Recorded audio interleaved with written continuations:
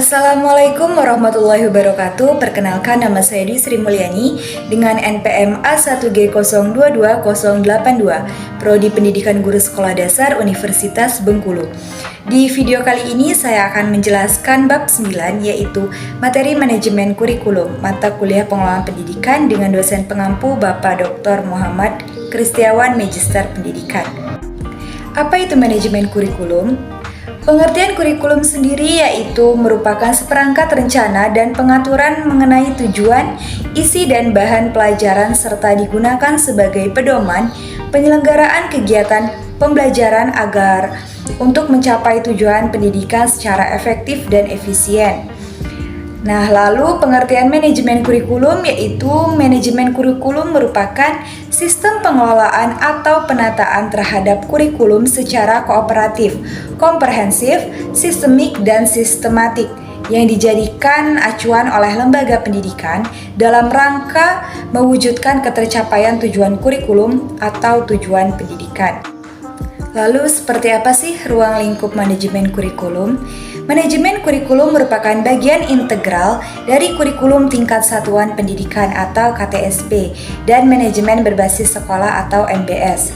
Kurikulum tingkat satuan pendidikan atau KTSP merupakan kurikulum operasional yang disusun, dikembangkan, dan dilaksanakan oleh setiap satuan pendidikan dengan memperhatikan standar kompetensi dan kompetensi dasar yang dikembangkan oleh Badan Standar Nasional Pendidikan atau BNSP. Menurut Rusman tahun 2011 mengemukakan bahwa dalam KTSP dikembangkan berdasarkan prinsip-prinsip, yaitu yang pertama berpusat pada potensi, perkembangan, kebutuhan dan kepentingan peserta didik dan lingkungannya. Yang kedua, beragam dan terpadu. Yang ketiga, tanggap terhadap perkembangan ilmu, pengetahuan, teknologi dan seni. Yang keempat, relevan dengan kebutuhan kehidupan. Selanjutnya, menyeluruh dan berkesinambungan, belajar sepanjang hayat, seimbang antara kepentingan nasional dan kepentingan daerah. Seperti apa manajemen pengembangan kurikulum di sekolah? Manajemen pengembangan kurikulum di sekolah terdiri dari 4 tahap, yaitu yang pertama tahap perencanaan, yang kedua tahap pengembangan, yang ketiga tahap implementasi, dan yang keempat tahap evaluasi. Kita akan bahas satu persatu ya. Yang pertama kita akan membahas tahap perencanaan. Tahap perencanaan mencakup analisis kebutuhan, merumuskan dan menjawab pertanyaan filosofis, menentukan desain kurikulum, dan membuat rencana induk atau master plan berupa pengembangan, pelaksanaan, dan penilaian. Yang kedua ada tahap pengembangan. Tahap pengembangan mencakup perumusan rasional atau dasar pemikiran, perumusan visi, misi, dan tujuan, penentuan struktur dan isi program, pemilihan dan pengorganisasian materi, pengorganisasian kegiatan pembelajaran, pemilihan sumber, alat, dan sarana belajar, dan penentuan cara mengukur hasil belajar. Yang ketiga ada tahap implementasi atau pelaksanaan. Ini mencakup beberapa aspek. Yang pertama, penyusunan rencana dan program pembelajaran atau silabus dan rencana pelaksanaan pembelajaran.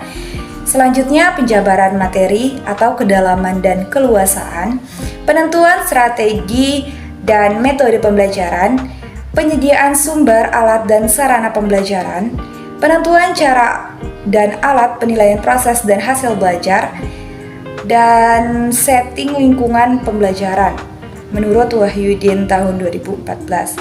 Tahap yang keempat yaitu tahap evaluasi atau penilaian. Penyusunan kurikulum dilakukan oleh satuan pendidikan dengan berdasarkan pada standar. Yang pertama standar kompetensi lulusan atau SKL, yang kedua standar isi, yang ketiga pengembangan silabus, dan yang keempat rencana pelaksanaan pembelajaran atau RPP.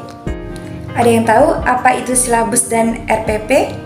Silabus merupakan program pembelajaran pada suatu atau kelompok mata pelajaran atau tema tertentu yang mencakup standar kompetensi, kompetensi dasar, materi pokok atau pembelajaran, indikator, penilaian alokasi waktu dan sumber atau bahan atau alat ajar.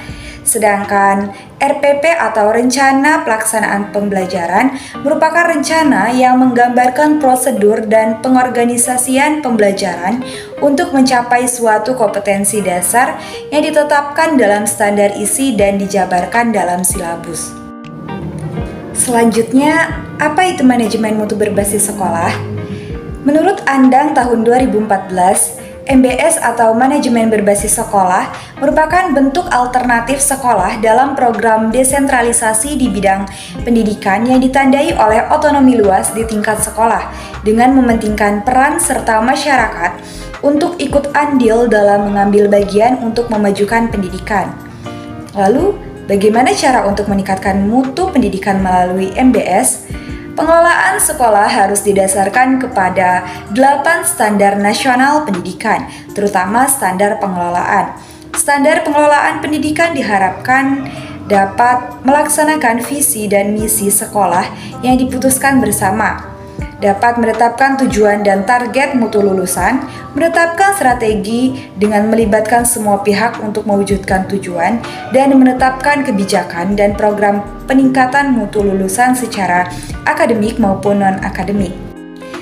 Berikutnya yaitu prinsip dan fungsi manajemen kurikulum. Di sini ada 5 prinsip. Yang pertama, prinsip relevansi. Ada 2 macam relevansi, yaitu relevansi internal dan eksternal. Relevansi internal merupakan bahwa setiap kurikulum harus memiliki keserasian antara komponen-komponennya. Sedangkan relevansi eksternal berkaitan dengan keserasian antara tujuan, isi, dan proses belajar siswa yang tercakup dalam kurikulum dengan kebutuhan dan tuntutan masyarakat. Yang kedua yaitu prinsip fleksibilitas. Kurikulum itu haruslah dilaksanakan sesuai dengan kondisi yang ada. Prinsip fleksibel memiliki 2 sisi, yaitu pertama fleksibel bagi guru untuk mengembangkan program pembelajarannya sesuai dengan kondisi yang ada.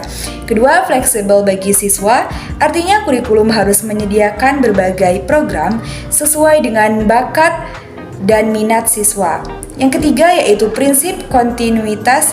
Prinsip ini mengandung arti bahwa perlu dijaga saling keterkaitan dan berkesinambungan antara materi pembelajaran pada berbagai jenjang dan jenis program pendidikan.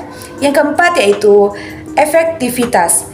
Prinsip ini berkenaan dengan rencana dalam suatu kurikulum dapat dilaksanakan dan dapat dicapai dalam kegiatan belajar mengajar. Yang kelima yaitu prinsip efisien. Prinsip ini berhubungan dengan perbandingan antara tenaga, waktu, suara, dan biaya yang dikeluarkan dengan hasil yang diperoleh. Kurikulum dikaitkan memiliki tingkat efisiensi tinggi apabila dengan sarana biaya yang minimal dan waktu yang terbatas dapat memperoleh hasil yang maksimal.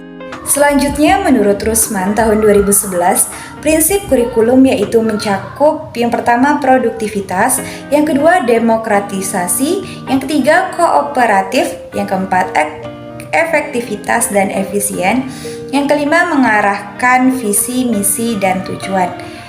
Selanjutnya yaitu fungsi manajemen kurikulum. Menurut Rusman tahun 2011, fungsi manajemen kurikulum adalah yang pertama meningkatkan efisiensi pemanfaatan sumber daya kurikulum, yang kedua meningkatkan keadilan dan kesempatan pada siswa untuk mencapai hasil yang maksimal.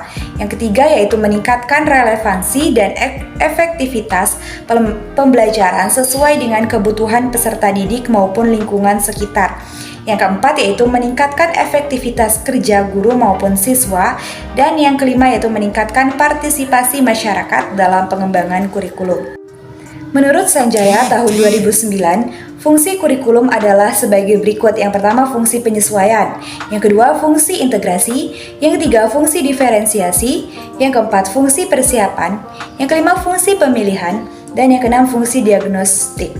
Kita akan bahas satu persatu ya. Yang pertama ada fungsi penyesuaian, bahwa kurikulum harus dapat mengantar siswa agar mampu menyesuaikan diri dalam kehidupan sosial masyarakat. Yang kedua yaitu fungsi integrasi, bahwa kurikulum harus dapat mengembangkan pribadi siswa secara utuh. Yang ketiga yaitu fungsi diferensiasi, bahwa kurikulum harus dapat melayani setiap siswa dengan segala keunikannya. Yang keempat yaitu fungsi persiapan, bahwa kurikulum harus mampu memberikan pengalaman belajar bagi anak baik untuk melanjutkan pendidikan ke jenjang yang lebih tinggi maupun untuk kehidupan di masyarakat. Yang kelima yaitu fungsi pemilihan, bahwa kurikulum yang dapat memberikan kesempatan kepada siswa untuk belajar sesuai dengan bakat dan minatnya. Dan yang keenam yaitu fungsi diagnostik, adalah fungsi untuk mengenal berbagai kelemahan-kelemahan dan kekuatan siswa. Komponen apa saja yang membentuk sebuah kurikulum? Komponen yang pertama yaitu tujuan yang ingin dicapai, yang kedua yaitu isi kurikulum, yang ketiga yaitu metode atau strategi pembelajaran, dan yang keempat yaitu evaluasi penilaian pembelajaran. Yang pertama kita akan membahas tujuan yang ingin dicapai oleh pendidikan. Tujuan pendidikan terdiri atas tujuan nasional atau tujuan secara keseluruhan yang tercantum dalam Undang-Undang dan Pasal 23. Yang kedua yaitu tujuan institusional atau tujuan lembaga pendidikan yang bersangkutan. Yang ketiga yaitu tujuan kurikuler, yaitu tujuan bidang studi. Yang keempat yaitu tujuan instruksional atau tujuan pokok pembahasan atau subpembahasan. Selanjutnya yaitu isi kurikulum.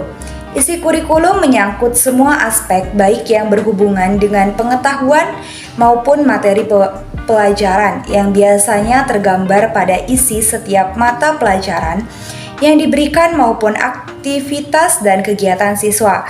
Yang ketiga yaitu metode atau strategi pembelajaran. Strategi berkaitan dengan upaya yang harus dilakukan dalam rangka pencapaian tujuan. Yang keempat yaitu evaluasi atau penilaian. Pembelajaran evaluasi merupakan komponen untuk melihat efektivitas pencapaian tujuan. Berikutnya itu perencanaan kurikulum. Apa sih perencanaan kurikulum itu? Perencanaan kurikulum menurut Rusman tahun 2011 adalah perencanaan kesempatan-kesempatan belajar yang dimaksudkan untuk membina siswa ke arah perubahan tingkah laku yang diinginkan dan menilai sampai mana perubahan-perubahan yang telah terjadi pada diri siswa. Perumusan tujuan kurikulum. Menurut Rusman tahun 2011 terdapat 3 sumber yang mendasari perumusan tujuan kurikulum, yaitu yang pertama sumber empiris. Sumber ini berkaitan dengan tuntunan kehidupan masa kini yang dapat menjadi sumber informasi. Yang kedua yaitu sumber filosofis, yaitu sumber ini menjadi acuan dalam mencari jawaban tentang apa yang harus dilakukan sehingga pendidikan dapat menjembatani keberhasilan para siswa. Yang ketiga yaitu sumber bahan pembelajaran, yaitu sumber ini merupakan sumber yang umum digunakan dalam merumuskan dan objektif dalam kurikulum sekolah. Landasan perencanaan kurikulum. Menurut Rusman tahun 2011, landasan di dalam perencanaan kurikulum adalah sebagai berikut. Yang pertama yaitu kekuatan sosial. Pendidikan kita menggunakan sistem terbuka sehingga harus selalu menyesuaikan dengan perubahan dan dinamika sosial yang terjadi di masyarakat. Yang kedua yaitu perlakuan pengetahuan, di mana individu belajar aktif untuk mengumpulkan dan mengelola informasi untuk dikembangkan dan digunakan dalam kegiatan merancang kurikulum yang disesuaikan dengan perkembangan iptek. Yang ketiga yaitu pertumbuhan dan perkembangan manusia untuk merencanakan kurikulum atau program pembelajaran yang berkenaan dengan kebutuhan dan perkembangan siswa. Model implementasi kurikulum ada 3. Yang pertama, The Concern Based Adaptation Model atau CBAM. Merupakan sebuah model yang dilakukan dengan mengidentifikasi tingkat. Yang kedua yaitu model Lightwood. Model ini memfokuskan pada guru. Asumsi model ini adalah setiap guru mempunyai kesiapan yang berbeda. Implementasi merupakan proses timbal balik dan pertumbuhan dan perkembangan. Yang ketiga yaitu model Tori. Model ini untuk menggugah masyarakat mengadakan perubahan. Dengan model ini diharapkan adanya minat guru memanfaatkan perubahan. Selanjutnya evaluasi kurikulum. Apa itu evaluasi kurikulum? Evaluasi kurikulum merupakan pemeriksaan secara terus-menerus untuk mendapatkan informasi yang meliputi siswa, guru program pendidikan, proses pembelajaran untuk mengetahui tingkat perubahan siswa dan ketepatan keputusan tentang gambaran siswa dan efektivitas program. Apa sih yang dievaluasi? Yang pertama, proses analisis kebutuhan dan kelayakan. Yang kedua yaitu proses perencanaan dan pengembangan. Yang ketiga yaitu proses implementasi atau pelaksanaan. Yang keempat yaitu proses evaluasi kurikulum. Dan yang kelima yaitu proses perbaikan kurikulum. Sriven tahun 1867, evaluasi kurikulum dilakukan dengan evaluasi sumatif. Evaluasi sumatif terdiri atas dua pendekatan, yaitu sebagai berikut. Yang pertama ada pendekatan sistem tertutup. Pada evaluasi sumatif sistem tertutup, evaluasi berasal dari sekolah atau sistem sekolah. Program yang dikembangkan tergantung pada prosedur yang ditentukan untuk seluruh wilayah sekolah dan kemungkinan merefleksikan meta orientasi tertentu. Dan yang kedua yaitu pendekatan sistem terobosan. Dalam sistem terobosan, tujuan evaluasi kurikulum adalah untuk mengadakan perbandingan program yang ada dibandingkan dengan seperangkat tujuan baru yang didukung oleh kelompok orang tua, atau program yang ada dibandingkan dengan program lain yang dipertimbangkan untuk pengadopsian di sekolah. Sekian pemaparan dari saya, mohon maaf jika ada salah kata. Semoga dapat mudah dipahami ya teman-teman dan bermanfaat untuk yang telah menonton video ini. Semoga setelah menonton video ini mendapat pengetahuan baru ya. Sekian, terima kasih. Wassalamualaikum warahmatullahi wabarakatuh.